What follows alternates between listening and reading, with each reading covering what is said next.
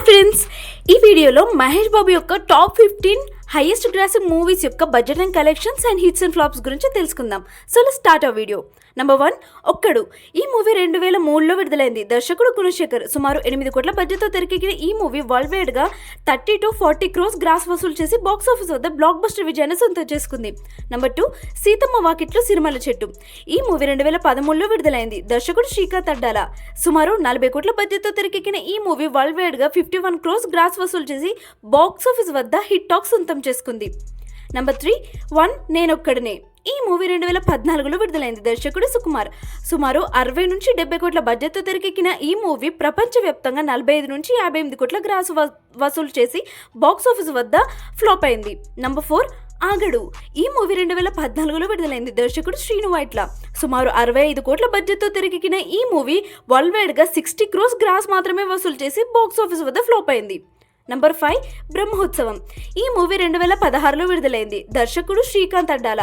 సుమారు 75 కోట్ల బడ్జెట్తో తెరకెక్కిన ఈ మూవీ ప్రపంచవ్యాప్తంగా 64 కోట్ల గ్రాస్ మాత్రమే వసూలు చేసి బాక్స్ ఆఫీస్ వద్ద ఫ్లాప్ అయింది.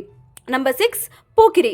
ఈ మూవీ 2006లో విడుదలైంది. దర్శకుడు పూరి జగన్నాథ్. సుమారు 10 కోట్ల బడ్జెట్తో తెరకెక్కిన ఈ మూవీ వరల్డ్ వైడ్గా 70 crores గ్రాస్ వసూలు చేసి బాక్స్ ఆఫీస్ వద్ద ఇండస్ట్రీ హిట్గా నిలిచింది. Number 7 business man. ఈ మూవీ 2012లో విడుదలైంది. దర్శకుడు పూరి జగన్నాథ్. సుమారు 40 కోట్ల బడ్జెట్తో తెరకెక్కిన ఈ మూవీ వరల్డ్ వైడ్గా 90 to 95 crores గ్రాస్ వసూలు చేసి బాక్స్ ఆఫీస్ వద్ద బ్లాక్ బస్టర్ విజయాన్ని సొంతం చేసుకుంది. నెంబర్ 8 దూకుడు. ఈ మూవీ 2011లో విడుదలైంది. దర్శకుడు శ్రీను వైట్ల. సుమారు 35 కోట్ల బడ్జెట్తో తెరకెక్కిన ఈ మూవీ వరల్డ్ వైడ్గా 102 crores గ్రాస్ వసూలు చేసి బాక్స్ ఆఫీస్ వద్ద బ్లాక్ బస్టర్ విజయాన్ని సొంతం చేసుకుంది. Number 9 spider.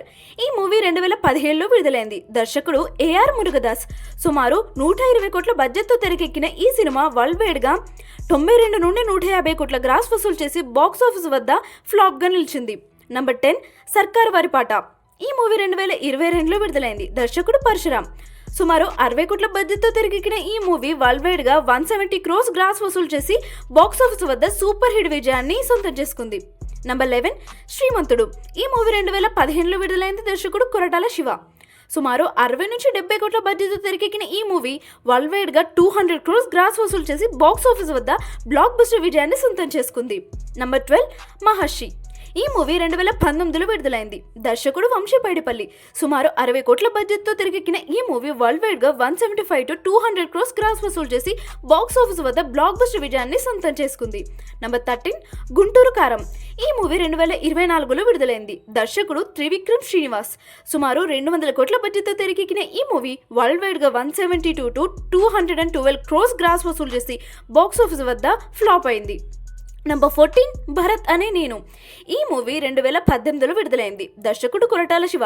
సుమారు 65 కోట్ల బడ్జెట్తో తెరకెక్కిన ఈ మూవీ వరల్డ్ వైడ్గా 149 to 225 crores గ్రాస్ వసూలు చేసి బాక్స్ ఆఫీస్ వద్ద సూపర్ హిట్ విజయాన్ని సొంతం చేసుకుంది.